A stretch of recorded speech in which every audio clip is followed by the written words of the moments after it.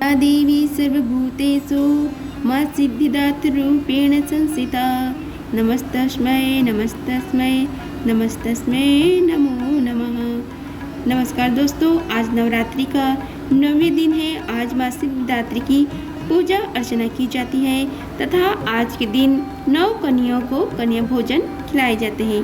आइए जानते हैं नवरात्रि के 9वें दिन माँ सिद्धिदात्री की पूजा विधि, महत्व, मंत्र, भोग और कन्या भोजन की शुभ मुहूर्त। शारदीय नवरात्रि का आज अंतिम दिन है और आज माँ सिद्धिदात्री की पूजा अर्चना, कन्या पूजन करने का विधान है।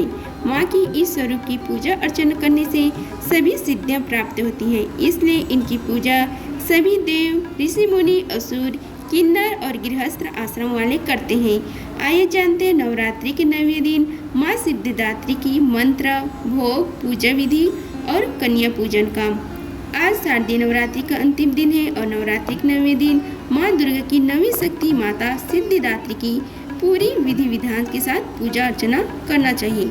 माता दुर्गा का यह स्वरूप सिद्धि और मोक्ष देने वाला है, इसलिए माता को माँ सिद्धिदात्री कहा जाता है। इनकी पूजा अर्चना करने से सभी कार्य सिद्ध होते हैं और मोक्ष की प्राप्ति होती है। माँ दुर्गा के इस स्वरूप की पूजा देव, दानव, ऋषि मुनि, यक्ष, साधक, किन्नर और गृहस्थ आश्रम में जीवन यापन करने वाले समस्त भक्त माँ सिद्धिदात्री की पूजा अर्चना करते हैं। इनकी पूजा अर्चना करने से धन, यश और बल की प्राप्ति होती है। आइए माता सिद्धिदात्री की पूजा विधि के शुभ मुहूर्त के बारे में जानते हैं। नवरात्रि में अष्टमी और नवमी तिथि का बहुत अधिक महत्व होता है। नवरात्रि इस बार 3 अक्टूबर से शुरू हो गई है। इस बार 11 अक्टूबर को महाअष्टमी और महानवमी का व्रत होगा। विभिन्न पंचांग के अनुसार इस बार चतुर्थी तिथि की वृद्धि तथा नवमी तिथि के छाए हैं। 10 अक्टूबर को अतर है, 11 अक्टूबर को महाअष्टमी और नवमी की पूजा होगी। शास्त्रों के अनुसार सप्तमी और अष्टमी मिला रहने पर महाअष्टमी का व्रत निषेध माना गया है। दशमी को सप्तमी और अष्टमी दोनों है, इसलिए श्रद्धालु अष्टमी की पूजा कर सिर्फ सप्तमी की पूजा करें। अष्टमी तिथि का शुभ आरंभ 10 अक्टूबर को दोपहर 12:32 से होगा, जो कि 11 अक्टूबर को 12:07 तक रहेगी। नवमी 11 अक्टूबर को 12:08 पर लग जाएगी। आइए जानते हैं माता की पूजा विधि के बारे में। शारदीय नवरात्रि के अंतिम दिन ब्रह्म मुहूर्त पर उठकर ही घर की पूरी साफ सफाई करने के बाद अन्य दिनों की तरह माता की पूजा अर्चना करें, लेकिन इस दिन हवन का विशेष महत्व रहा है। आज नवरात्रि का अंतिम दिन है, इसलिए माता की पूजा करने के बाद सभी देवी देवताओं की भी पूजा की जाती है। लकड़ी की चौकी पर लाल कपड़ा बिछाकर माँ की मूर्ति या तस्वीर रखें और फिर चारों तरफ गंगा जल छिड़काव करें। इसके बाद माता को पूजा सामग्री अर्पित करके हवन करें। हवन करते समय सभी देवी देवताओं को नाम की आहुति भी एक बार दे दें। हवन के समय दुर्गा सप्तशती की सभी श्लोकों के साथ माँ दुर्गा की आहुति भी दी जाती है। इसके साथ ही देवी की बीज मंत्र ओम ह्रीम क्लीम चामुंडा विच्चे नमः का 108 बार जाप करते हुए आहुति दें और फिर आरती उतारें। हवन करने के बाद पूरे परिवार के साथ माता के जयकारे लगाएं और माता का आशीर्वाद लेते हुए कन्या पूजन शुरू करें। माँ सिद्धिदात्री को भोग में हलवा व चना का विशेष महत्व है। इसके साथ ही पूड़ी, खीर, नारियल और मौसमी फल भी अर्पित करें और व्रत का पारण करें। आइए अब जानते हैं माँ सिद्धिदात्री के बारे में। धार्मिक ग्रंथों में उल्लेख मिलता है कि माँ सभी प्रकार की सिद्धियों को देने वाली है। देवी पुराण के मुताबिक भगवान शिव ने इनकी कृपा से ही सिद्धियों को प्राप्त किया था। इन्हीं देवी की कृपा से भगवान शिव का आधा शरीर देवी का हुआ था। यह देवी माँ लक्ष्मी के समान कमल के आसन पर विराजमान है। माता के हाथों में कमल, गदा, सुदर्शन चक्र संग धारण किए हुए हैं। 9वें दिन सिद्धिदात्री की पूजा करने के लिए 9 वाहन का प्रसाद और 9 रस युक्त भोजन और 9 प्रकार के फल फूल आदि का अर्पण करके नवरात्रि का समापन करना चाहिए। सिद्धिदात्री देवी सरस्वती का भी स्वरूप है। आइए जानते हैं माता की 8 सिद्धि शक्तियों के बारे में। पौराणिक कथा के अनुसार अरिमा, महिमा, गरिमा, लघिमा, प्राप्ति, प्रकम्य, ईशित्वा और वसित्वा, ये 8 सिद्धियां हैं। सभी देवी देवताओं गंधर्व, ऋषि, असुरों को इनकी पूजा करने से ही सिद्धियां प्राप्त होती हैं। जो भी भक्त नवरात्रि के 9वें दिन उपवास, पूजा अर्चना और अंत में कन्या पूजन करते हैं, उन पर माँ की असीम कृपा प्राप्ति होती है और सभी अटके कार्य पूर्ण होते हैं। साथ ही घर परिवार में सुख, शांति और समृद्धि की भी प्राप्ति होती है। आइए जानते हैं माँ सिद्धिदात्री के स्वरूप के बारे में। माँ सिद्धिदात्री माँ लक्ष्मी की तरह कमल पर विराजमान है और माँ की 4 भुजाओं से युक्त है। माता के दाहिने तरफ के नीचे वाले हाथ में कमल पुष्प और ऊपर वाले हाथ में शंख सुशोभित है। वहीं बाईं तरफ के नीचे वाले हाथ में गदा और ऊपर वाले हाथ में चंद्र सुशोभित है। माँ दुर्गा इस रूप में लाल वस्त्र धारण करती है। अब जानते हैं माता की भोग के बारे में। 9वें दिन माता सिद्धिदात्री को हलवा, पूड़ी, केले, चने, मौसमी फल, खीर और नारियल का भोग लगाया जाता है। माता की पूजा करते समय बैगनी या जामुनी रंग पहनना शुभ रहता है। यह रंग अध्यात्म का प्रतीक होता है।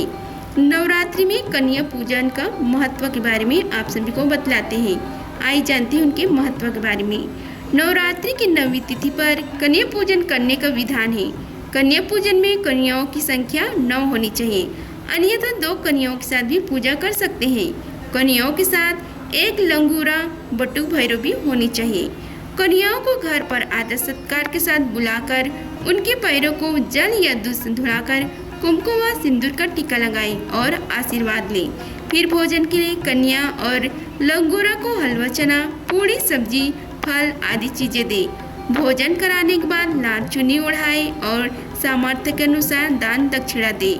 इसके बाद पूरे परिवार के साथ सभी कन्याएं और लंगूर के चरण स्पर्श करें और माता के जयकारे लगाते हुए कन्या और लंगूरों को विदा करें। कन्या पूजन करने से माता की विशेष कृपा प्राप्ति होती है और घर के सभी सदस्यों की उन्नति होती है। माता की बीज मंत्र है ओम देवी सिद्धिदात्रिये नमः। की भोग के बारे में आइए जानते हैं। ऐसा कहा जाता है कि माता सिद्धिदात्री को हलवा और पूड़ी तथा चना को भोग लगाना चाहिए। साथ ही इस प्रसाद को कन्याओं और ब्राह्मण को बांट देना चाहिए। इससे बेहद शुभ माना गया है।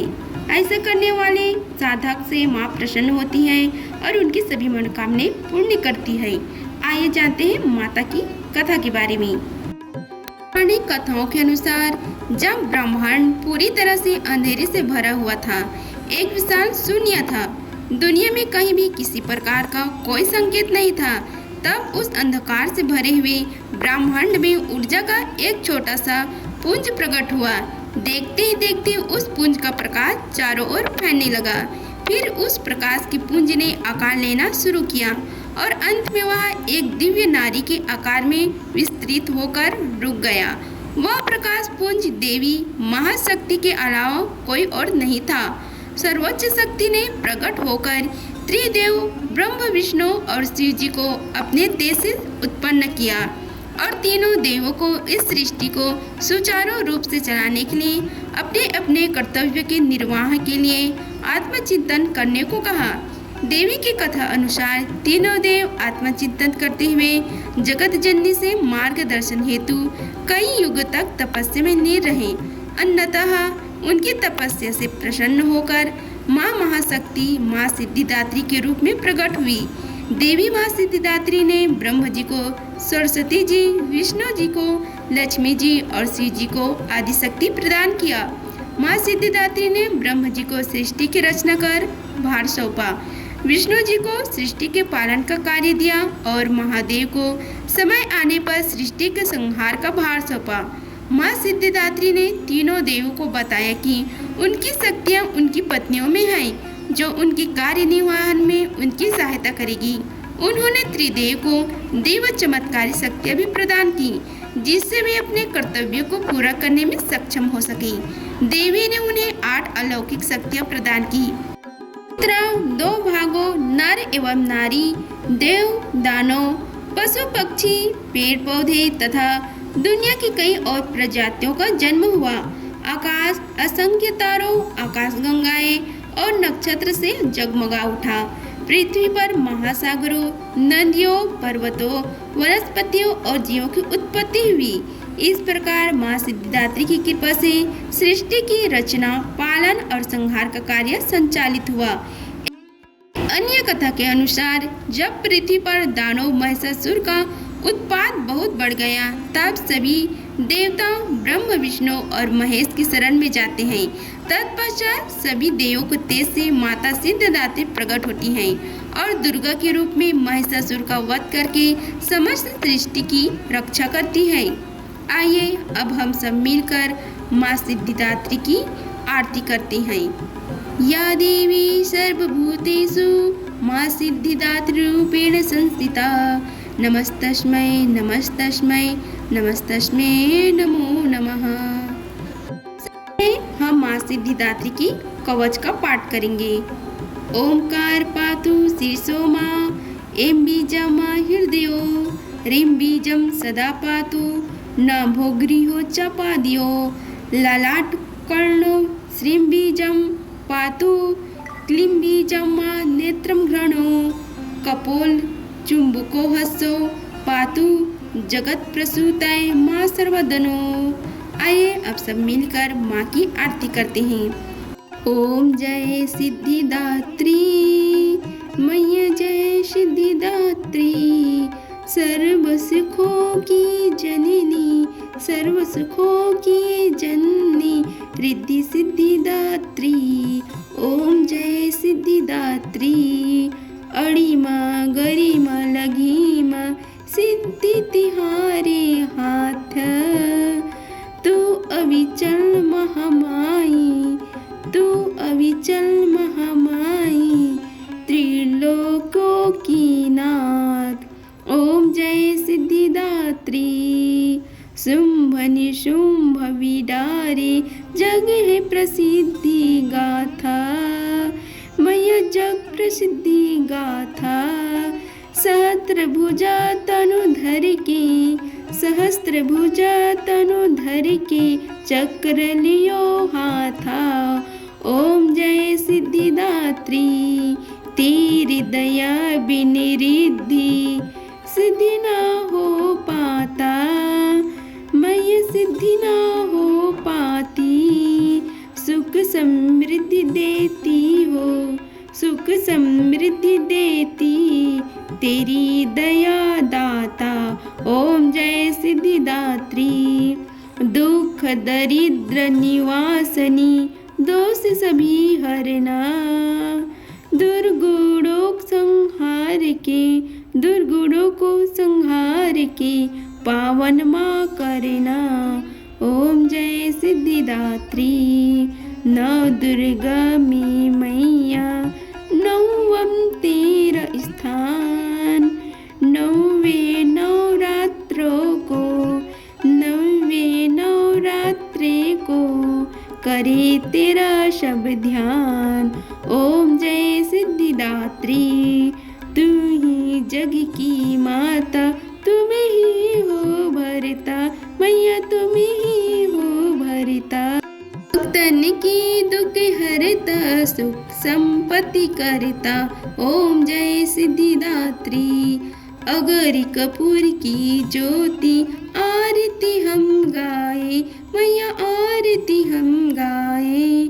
छोड़ के तेरा द्वारा, छोड़ के तेरा द्वारा, और कहाँ जाए।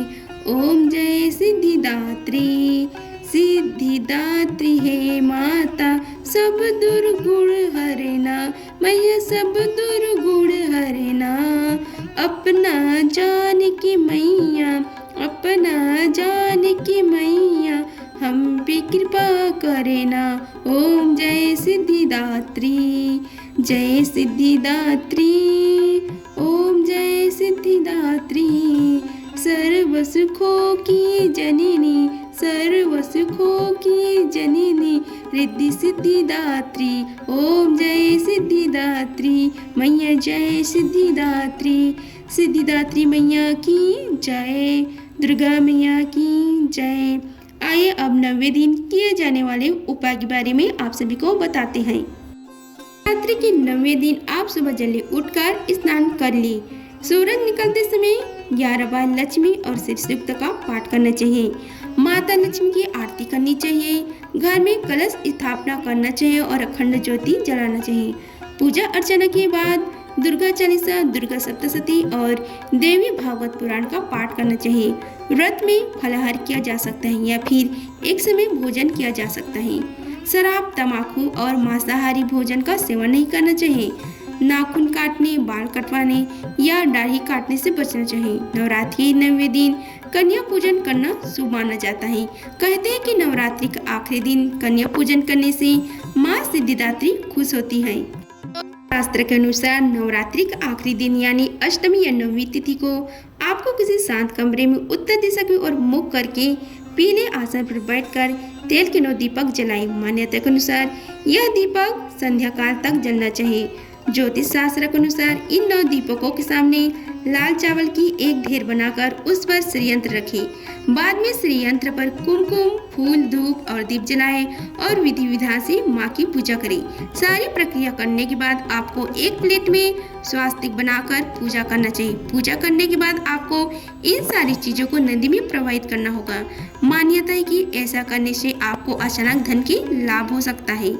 धार्मिक मान्यता के अनुसार नवरात्रि के अंतिम दिन आपको प्रातःकाल उठकर स्नान करें और सफेद रंग के सूती आसन पर पूर्व दिशा की ओर मुख करके बैठे। इसके बाद आपको अपने सामने पीले कपड़ा बिछाकर उस पर 108 मनकों वाली स्फटिक की माला रखें।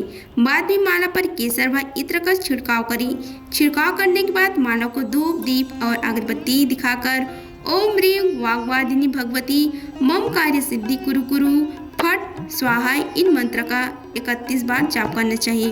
शास्त्रों के अनुसार इस मंत्र का जाप 11 दिनों तक लगातार जपना करना चाहिए। जाप करने से माला सिद्ध हो जाएगी। ऐसे में आप कहीं इंटरव्यू के लिए जाते हैं तो आपको यह माला जरूर धारण करना चाहिए। मान्यता कि इससे आपका कार्य सफल हो जाएगा। अगर आप सभी को हमारी वीडियो अच्छी लगी होगी तो वीडियो को लाइक कीजिए, चैनल को सब्सक्राइब कीजिए और कमेंट बॉक्स में जय माता दी लिखिए। धन्यवाद। मिलते हैं अगले वीडियो में, तब तक के लिए जय माता दी।